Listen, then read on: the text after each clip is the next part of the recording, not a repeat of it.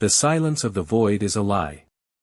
It's what the big, ancient empires want you to think. They build their fleets, thousands of ships strong, glittering like cities against the black, and the sheer scale of it all is supposed to be the message. It's supposed to whisper, no, scream into your mind, resistance is pointless. You are small.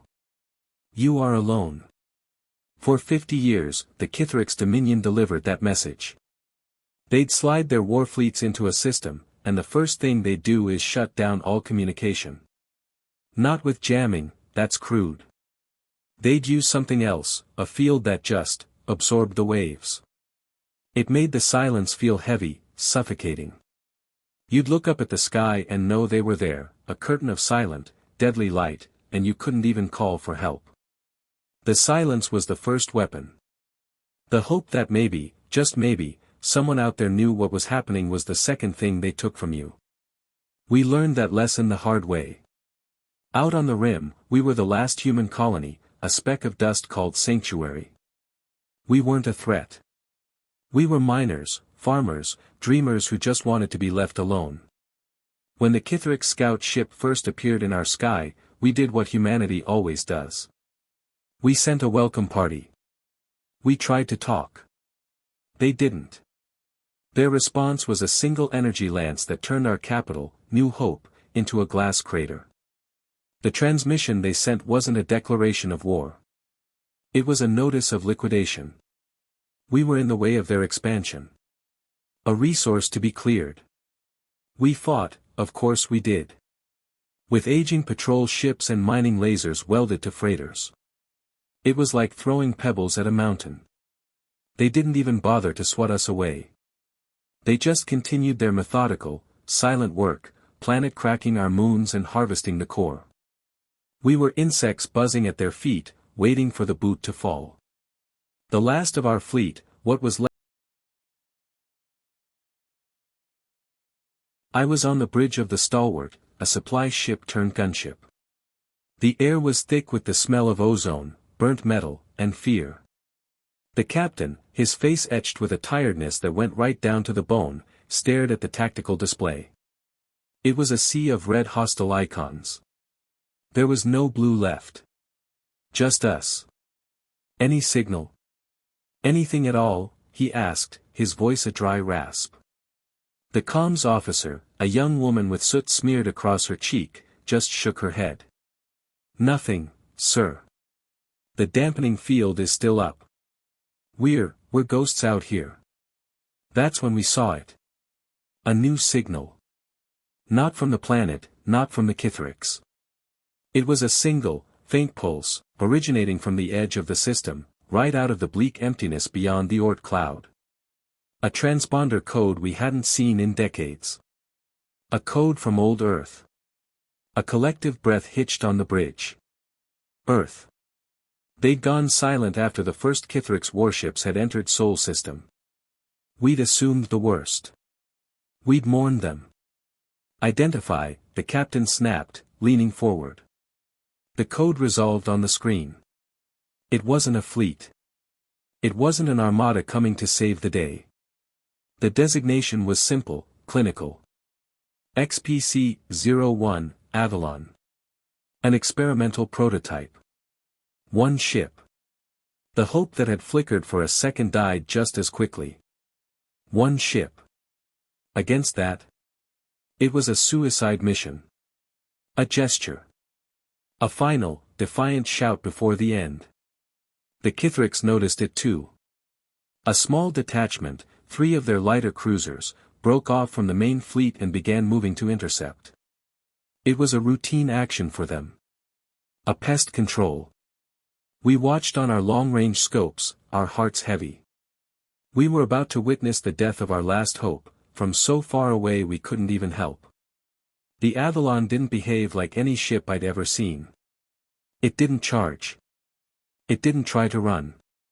It just continued on its trajectory, a single, silver needle against the starfield.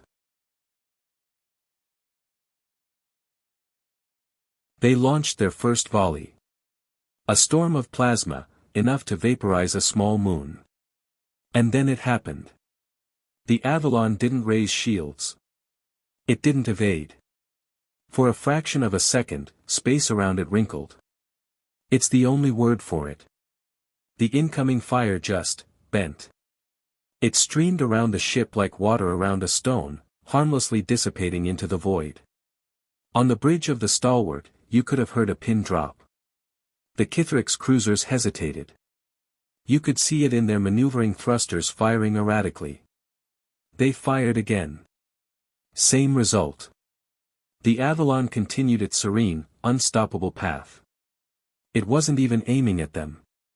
It was heading for the heart of the Kithrick's fleet, for the massive command ship that hung over our world like a poisonous jewel. The cruisers, now clearly alarmed, moved to block its path. They got close. 2. That voice. Sanctuary, this is Avalon. Stand by. It wasn't just calm.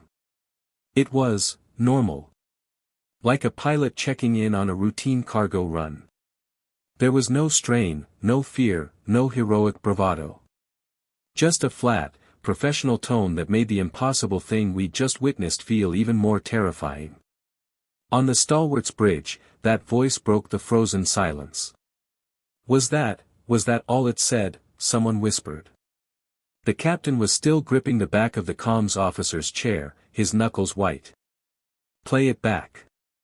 She did. The 5 words hung in the air again. Stand by. For what? We were a lifeboat watching a giant about to swat a fly, except the fly had just disintegrated a wolf without even seeming to notice. Try to hail them, the captain ordered. All frequencies. Just ask them what their intention is. The comms officer worked, her fingers trembling slightly. No response, sir. They're not acknowledging. They're just continuing on. We all turned back to the main viewer. The Avalon was a sliver of silver. The Dominion fleet was fully awake. It was like watching an ant colony swarm. Ships of all sizes were moving, forming defensive screens, creating interlocking fields of fire. The scale was still monstrously unfair. But for the first time, I saw something new in their movements. Not just order. Hesitation. A flicker of confusion in their perfect, predatory dance. They don't know what it is either, I said, the words leaving my mouth before I realized it. The captain glanced at me, his eyes narrowed. He gave a slow, grim nod. They've never faced something they couldn't classify. Something that doesn't play by their rules. A memory surfaced, sharp and painful. From before the attack. I was an engineer, working on the deep-range comms array, trying to boost the signal to hear any whispers from the other lost colonies. I'd intercepted a fragment of a Kithrick's transmission, a conversation between 2 of their commanders. They were discussing our defenses. One of them said something I'd never forgotten. The human pest is predictable. They fight with noise and fire. It is a simple equation of force. Noise and fire. That's all we had. That's all we'd ever been able to show them. But the Avalon was silent. It wasn't broadcasting power signatures. It wasn't charging some obvious, terrifying weapon. It was just moving. And its silence was louder than any explosion. Captain, the sensor operator called out, his voice tight. I'm getting a power reading from the Avalon.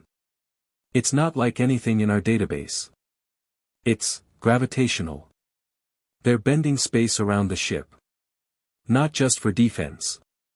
It's like they're surfing. Surfing. On the fabric of reality itself. The concept was so far beyond our understanding it felt like magic. But it wasn't magic. It was human. That was the thought that sent a shiver down my spine. While we on Sanctuary were struggling to keep the lights on, someone, somewhere, had been. The one we called the Heart of the Dominion, began to launch its fighter screen. Thousands of needle-like attack craft streamed out, forming a shimmering, deadly cloud between the Avalon and their mothership. Standard doctrine. Overwhelm the target with sheer numbers. The Avalon didn't slow. When the first wave of fighters got within range, they opened up with a storm of plasma bolts. The space around the human ship lit up like a star. The distortion field flared again, the gravity lens bending the fire away. But this was different. The fighters were smaller, faster, closer. They weaved in and out, trying to find a weakness. And then, the Avalon played its next note. It wasn't a weapon. It was a gesture. A single, focused pulse emanated from the ship. There was no light, no sound. But on our screens, we saw the effect. A sphere of space, maybe 50 kilometers across, simply shivered. Every Kithrix fighter inside that sphere stopped. Their engines didn't explode. They just died. 1 second they were buzzing, aggressive hornets, the next they were just dark, inert metal, floating silently. Their power signatures flatlined in a perfect, terrifying circle. The swarm behind them scattered in panic. On the bridge of the Stalwart, we were all on our feet. The comms officer had her hand over her mouth. The captain was just staring, his face a mask of awe and disbelief. They didn't destroy them, he murmured. They just turned them off. That was the moment the true nature of the conflict changed. This wasn't a battle of attrition. It wasn't about who had the bigger guns. The Avalon was demonstrating a technology so advanced it didn't need to destroy. It could simply negate. It was a statement of absolute superiority. The main Kithrix fleet, realizing their fighters were useless, began their main assault. Capital ships, behemoths, lances of energy that could slice a continent in half converged on the tiny human vessel. The Avalon didn't try to absorb it. It moved. It didn't bank or turn like a normal ship. It flickered. One moment it was there, the next it was a kilometer to the left, the devastating energy beams passing through empty space where it had just been. Then it flickered again, and again. It was like watching a ghost. An impossible, unpredictable phantom dancing through a forest of deadly light. It was toying with them. And then, it stopped flickering. It came to a relative halt, right in the middle of the killing field. The Kithrix weapons fell silent, perhaps as confused as we were. The Avalon hung there, silent and pristine, not a scratch on its hull. A new transmission cut through the void. Not from the Avalon. It was a Kithrix transmission, broadcast on all frequencies. Their voices were usually a cold, clicking monotone. This one was different. There was a strain, a ripple of something underneath. Anger. Fear. Unknown human vessel. You have demonstrated unexpected capability. Identify your purpose. This system is under Dominion control. Withdraw, or be annihilated. It was a demand, but it sounded like a plea. There was a long pause. The entire battle seemed to hold its breath. Every screen, every sensor, was fixed on that silver needle. Then, the calm human voice returned. It was the same pilot. And this time, there were only 3 words. 3 words that changed everything. Annihilation is subjective. And with that, the Avalon began to change shape. Panels on its hull slid back. A structure, unlike any weapon we had ever imagined, began to unfold. It wasn't a cannon. It looked more like a dish, an antenna, something designed not to destroy matter, but to transmit something else. The Kithrix fleet, sensing a final, ultimate threat, poured every ounce of power they had into one, coordinated, last. Enough to sterilize the entire system, rushed towards the Avalon. The human ship didn't move. It completed its transformation. And it began to hum. A low, subaudible vibration that we felt in our bones more than heard through the speakers. The wave of destruction was seconds away. And the Avalon began to sing. That hum. It was the wrong kind of sound for the void. Sound doesn't travel in space, we all know that. But this wasn't traveling through the air. It was vibrating through space itself, a deep, resonant frequency that we felt in the marrow of our bones, through the hull of the stalwart, as if the universe had taken a deep, ominous breath. It was a physical pressure, a weight on the soul. The Kithrix Armada's final, desperate volley was a sight to burn out sanity. A convergence of energy so vast it blotted out the stars, a river of starfire meant to erase the Avalon and anything else in its path. It was the absolute, final argument of an empire built on overwhelming force. And the Avalon just hung there, singing its low, terrible song. "Brace for impact," the captain yelled, but the order was useless. There was no bracing for that. If that energy wave even glanced our system, Sanctuary would be a cinder. We were about to witness our own extinction. But the wave never reached us. 100 kilometers from the Avalon, the leading edge of the annihilation met nothing. Or rather, it met the song. The space in front of the human ship began to ripple, not like the defensive distortion from before, but in great, concentric circles, like a pond disturbed by a single, falling note. The energy beam didn't deflect or explode. It unraveled. It was the most beautiful and terrifying thing I have ever seen. The coherent, destructive power simply came apart at the seams. The lethal energy dissolved into a harmless, shimmering aurora that danced and faded against the invisible shield of sound.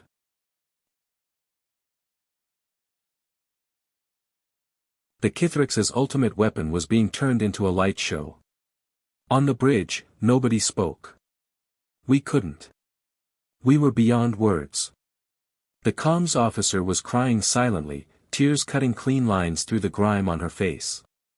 The captain had sunk into his chair, his face pale, looking every year of his age and then some. This wasn't a victory. It was a revelation. We were ants who had just been shown a thunderstorm, and we finally understood that our anthill was nothing in the face of it. The Kithrix fleet fell silent.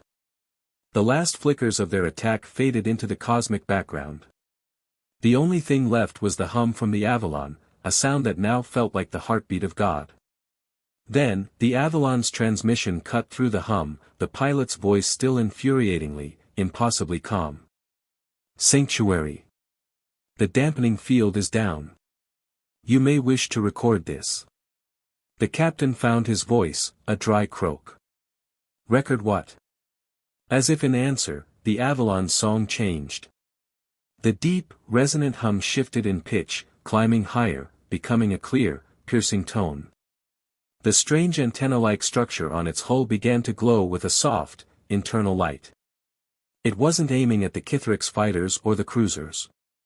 It was aimed squarely at the heart of the Dominion, the command ship that was their pride, their symbol, their unshakable fortress. The Kithrix knew it. We could see their entire fleet scrambling, throwing themselves into a defensive formation around the massive ship. It was a gesture of pure, primal instinct. They were protecting their queen. The Avalon ignored them. The piercing tone intensified, becoming a single, sustained note that seemed to scratch at the inside of my skull. And then, it began to play.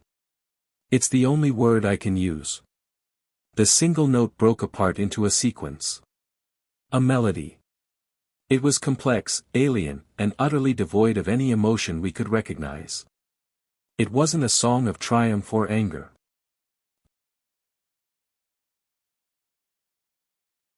A language written in frequencies that shook reality. The effect was immediate, and it was not what anyone expected. The Kithrix ships stopped. Not like the fighters that were turned off. This was different. Their engines didn't die. Their lights remained on. But all movement ceased. They hung in the void, perfectly still, like models suspended on invisible strings. No thrusters fired. No weapons charged. Then, the external lights on every single Kithrix vessel, running lights, navigation beacons, portal illuminators, began to flicker. At first, it was random. Then, it synchronized. They began to pulse in perfect time with the Avalon's terrible melody. "What is it doing?" the sensor operator whispered, his voice trembling. "It's not hurting them." "It's not trying to," I said, a cold dread settling in my stomach. I thought of the pilot's words. Annihilation is subjective. This wasn't about turning them into dust. This was something else. Something worse. It's talking to them. The melody shifted again, becoming faster, more intricate. On the hull of the nearest Kithrix cruiser, a section of plating suddenly slid open. Then another on a different ship. All across the fleet, access hatches, weapon ports, maintenance panels were opening and closing in perfect, rhythmic unison with the song. It was a fleet-wide seizure. A puppet show on a galactic scale. The Avalon was inside their systems. It wasn't just hacking their computers, it was playing their entire fleet like a musical instrument. The sheer, arrogant demonstration of power was breathtaking.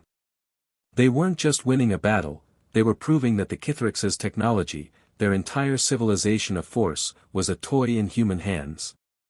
The song reached a crescendo, a complex series of rising notes that felt like a question.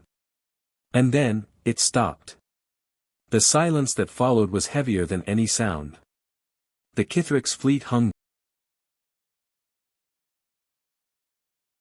For a long moment, nothing happened. Then, a new transmission came through. It was from the heart of the Dominion. The video feed was shaky, unstable. The Kithrix commander appeared on the screen. His ornate armor was disheveled. The cold, arrogant glare was gone, replaced by a wide-eyed, primal terror.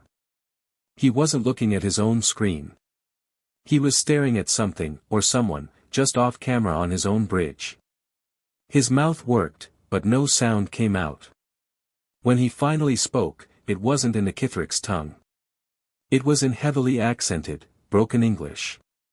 The words were a choked, desperate whisper that echoed across the void, a surrender not just of a battle, but of an entire worldview. What are you?" The screen shifted. The Kithrix commander vanished, replaced by the view from the Avalon's own external camera. It was pointed at the massive command ship. The antenna on the Avalon's hull glowed one last time, brighter than any star in our sky. The calm human voice returned, and this time, it held the faintest trace of something. Not anger. Not pride. It was colder. It was finality. "We are the answer," the voice said. "And you asked the wrong question." The light from the Avalon's antenna intensified, ready to deliver the final, terrible note of its symphony. The one that would decide if the Kithrix Empire would hear ruin, or simply, silence. The light from the Avalon's antenna burned like a tiny, cold sun, aimed at the heart of the Kithrix command ship. That final, terrible note was held in check, a breath before the storm. The entire galaxy seemed to be holding its breath with it.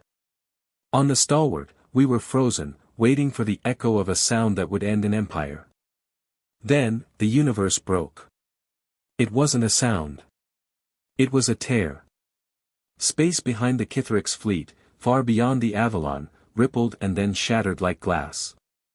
The stars in that patch of sky twisted, stretched, and vanished. It wasn't a wormhole. It was uglier, more violent. A forced entry. And then it came through. A ship. But no ship any of us had ever seen. It was colossal, dwarfing even the Kithrix command vessel.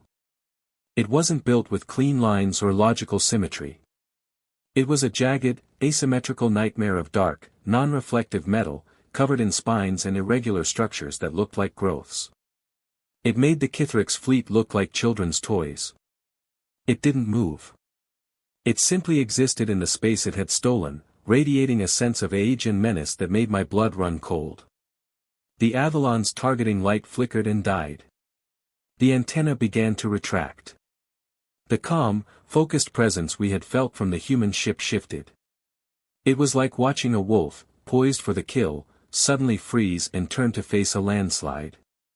A transmission slammed into every frequency, so powerful it overloaded our speakers with static. It wasn't a language. It was a series of guttural, clicking roars and screeches that felt like needles in the brain. There was no mistaking the intent. It was a challenge. A predator's declaration of territory.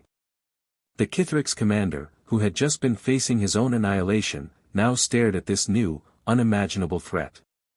His terrified face on our screen was a mask of pure, undiluted horror. This was a fear he understood even less than the Avalon. This was the fear of the unknown, magnified 1,000 times. And then, the human voice was back. But the calm was gone. Replaced by a sharp, urgent tension we hadn't heard before. Sanctuary, this is Avalon. Paradigm shift. All previous directives are void.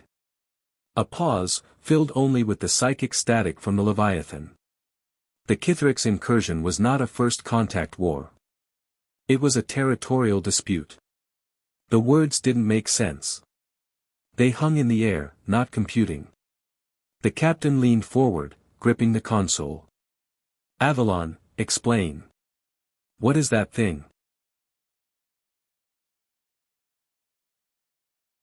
Quicker now, are not the apex predators they believe themselves to be. They are, scavengers. Refugees. They fled their original galactic quadrant, pushing into what they thought was unclaimed space. Our space. The pieces, terrible and vast, began to click into place. The Kithrix hadn't been conquering out of pure malice. They were running. They were desperate.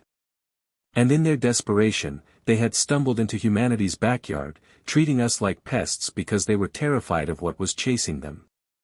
The Avalon's engines glowed with a new, fierce light. It turned slowly, deliberately, away from the paralyzed Kithrix fleet. It was no longer the hunter. It was positioning itself as a shield.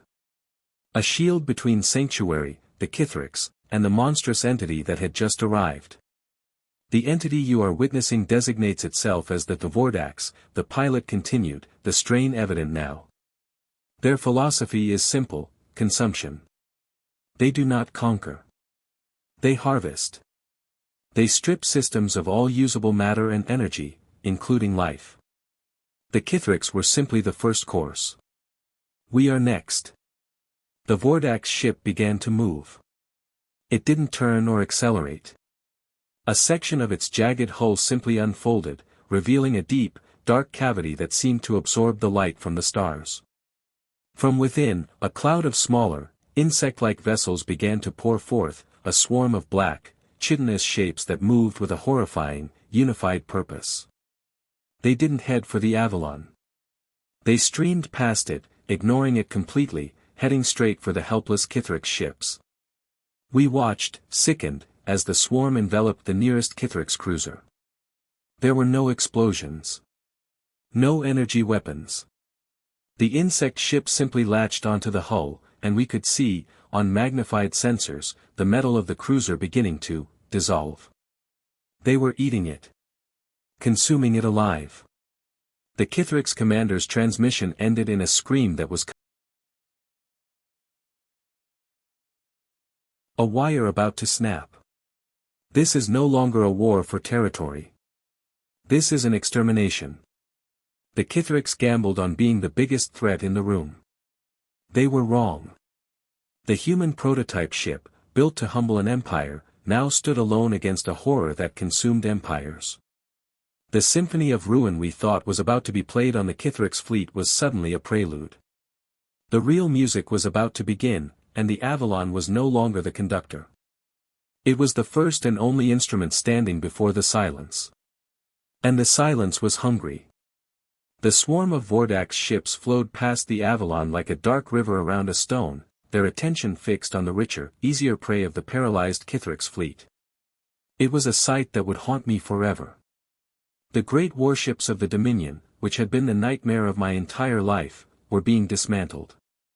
Not in fire and glory, but in a silent, horrific feast. Metal was stripped away in shimmering waves, the screams of the crews lost to the vacuum. The Avalon did not move. It was a statue of silver against the coming darkness. The calm voice of the pilot was gone, replaced by a tense silence that was worse. We on the stalwart could only watch, our own fate seemingly sealed. The Vordax would finish the Kithriks, and then they would turn to us. The prototype warship was magnificent, but it was one against a devouring galaxy. Then, a new sound emerged. Not from the Avalon, but from the space around it. A low thrum, deeper than the Vordax's psychic screech, a vibration that felt like the awakening of the Earth itself. The Avalon's hull began to glow, not with the fierce light of weapons, but with a soft, warm luminescence, like moonlight on water. And then, it started to replicate.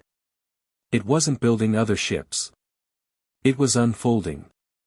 Panels slid back not to reveal weapons, but to release what looked like seeds, thousands of them, each one glowing with that same expanding sphere around the Avalon, and where they stopped, they bloomed.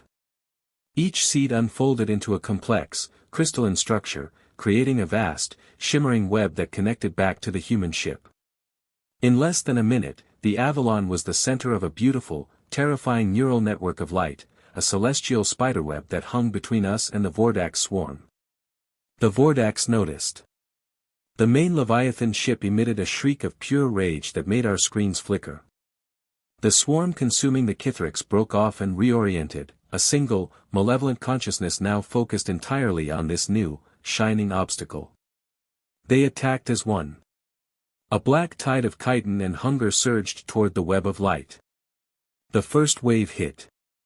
And the web sang. It was the melody we had heard before, the one that had disabled the Kithriks, but now it was a chorus. A symphony.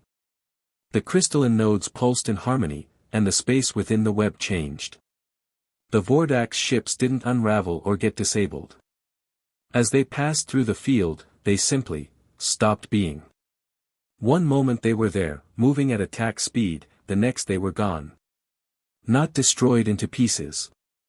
Translated into something else. Into light. Into energy. They were being absorbed, their very substance converted and fed back into the glowing web, making it shine brighter. It wasn't a weapon. It was a digestive system.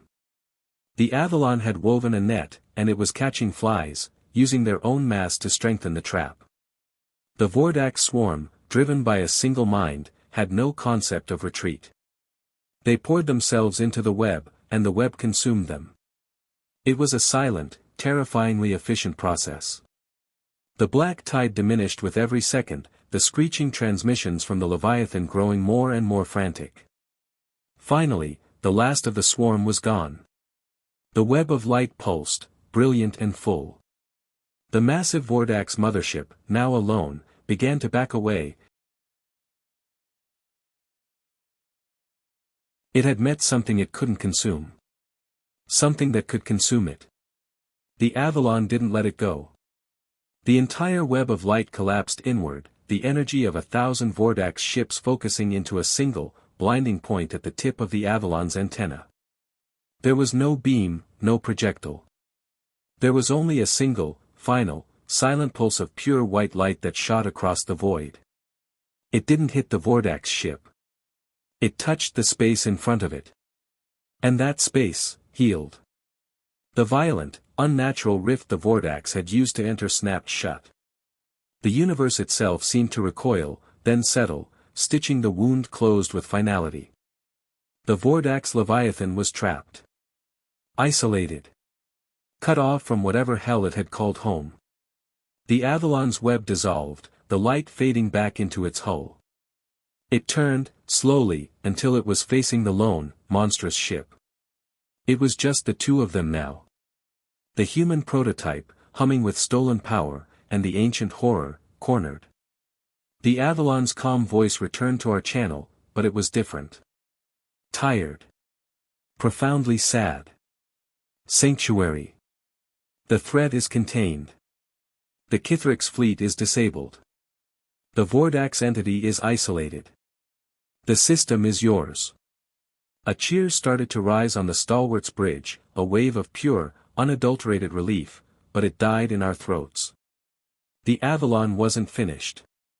But this was never about saving one colony, the voice continued. This was a test. A final examination of human survival in a galaxy where gods and monsters are real.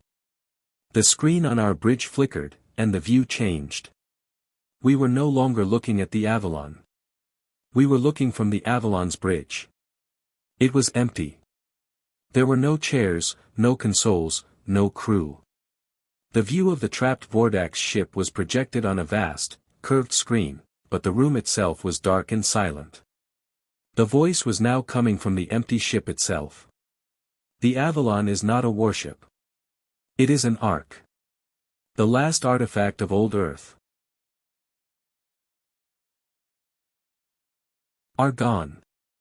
They built me not to fight their wars, but to find a worthy successor.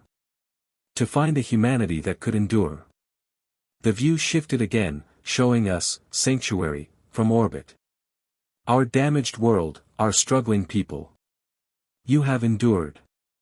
You have shown courage in the face of annihilation. You have passed the test. The Avalon began to move, not toward us, but toward the trapped Vordax ship. The final lesson is this, the voice said, a note of finality entering its tone. To survive, you must understand your enemy. To triumph, you must become what they fear. I will now study the Vordax. I will learn its secrets. I will become them.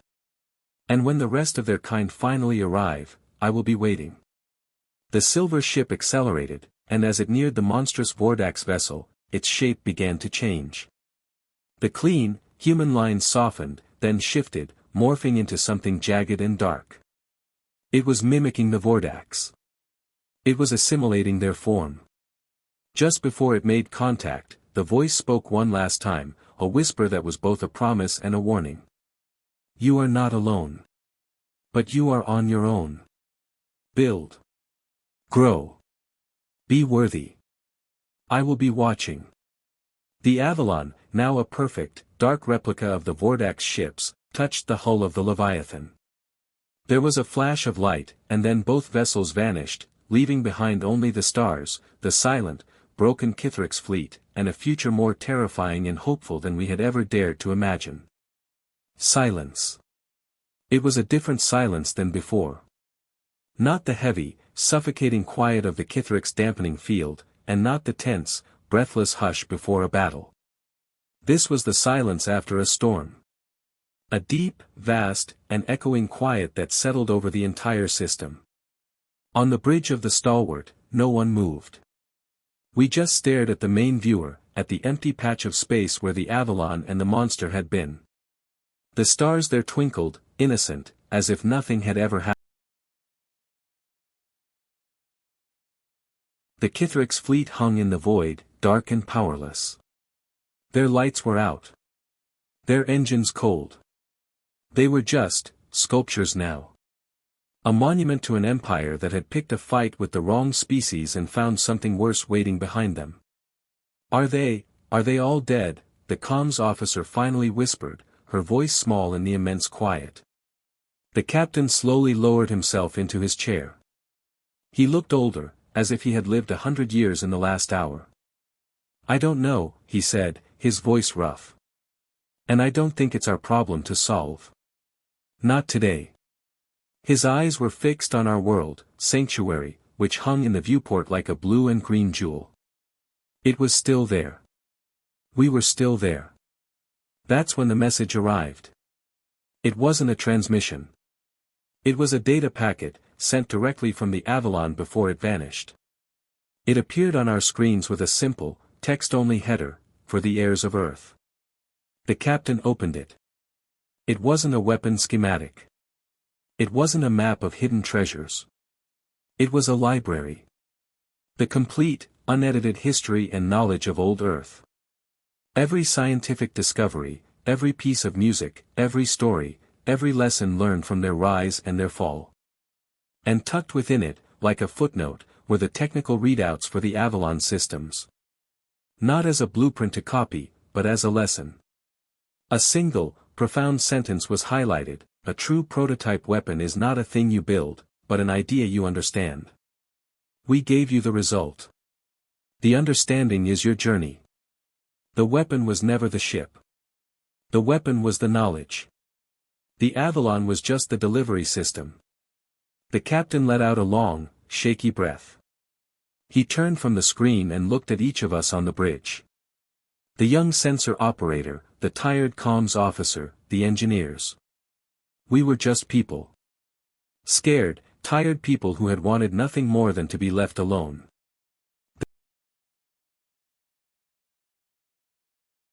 He meant the ones who had sent the Avalon. Our ancestors. And they've left us with everything. And a warning. He stood up, and a new kind of strength seemed to flow into him. It wasn't the strength of a soldier, but the strength of a builder. A father.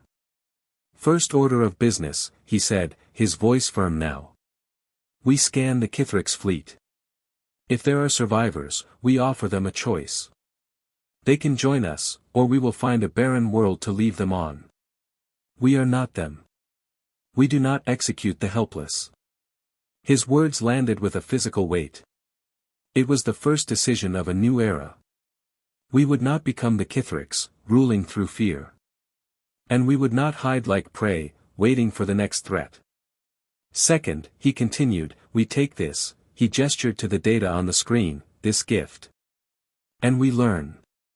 We don't just copy the Avalon. We understand why it worked. We build our own future. Not as refugees, but as a people who have earned our place. In the days and weeks that followed, that's what we did. It was slow, hard work. We boarded the silent Kithrix ships. We found crews in stasis, their systems having shut down to emergency life support when the Avalon's song hit them. They were terrified when they woke up and saw us. They expected death. Instead, we gave them food and water. We offered them a place with us. Some refused, their pride too broken. We let them go. But some looked at us, at what our single, mysterious ship had done, and they saw a strength they couldn't comprehend. A strength that offered mercy. They stayed. We didn't just get a colony back. We got engineers, scientists, and a people who now understood the true terror of the galaxy. We became something new. Not human. Not Kithrix. But sanctuary. We studied the Avalon's principles. We learned that its power wasn't in brute force, but in subtlety. In manipulating the fundamental rules of the universe. Gravity. Our first projects weren't warships. They were generators that could power our entire world from a single crystal. Medical devices that could heal almost any injury. We built a future worth protecting. Years later, I stood on a new space station, looking out at the stars. Sanctuary was green and vibrant below us. Our fleet was small, but each ship was a masterpiece of quiet power, a descendant of the Avalon's philosophy. We were no longer afraid of the dark. The captain, now our leader, stood beside me. Do you think it's still out there? I asked him. The Avalon? He nodded slowly, his eyes on the infinite black. I don't think it's a ship anymore. I think it became what it said it would. A watchman. A ghost in the machine of the galaxy. He turned to me, a faint smile on his face. It's not waiting for the Vordax to return. It's waiting for us. For us. To grow up, he said simply. To become partners. To venture out there and find it. To show it that its faith in us was right. The silence stretched again, but this time, it was a comfortable silence. A hopeful one. We had faced annihilation and learned that humanity's greatest prototype weapon was not a thing of metal and fire. It was our resilience. Our ability to learn, to adapt, and most importantly, to choose mercy over cruelty when we had every reason not to. The first contact war was over. It had been a brutal, terrifying lesson. But it had taught us who we were. And somewhere in the deep, dark night, a silent sentinel, born of human genius, was waiting to see what we would become. The symphony of ruin was over. Now, it was time for us to write our own song. If this story of humanity's resilience resonated with you, if you felt that spark of hope alongside the crew of the Stalwart, then you're in the right place. Subscribe to the channel for more tales that explore the depth of the human spirit. Your support helps us keep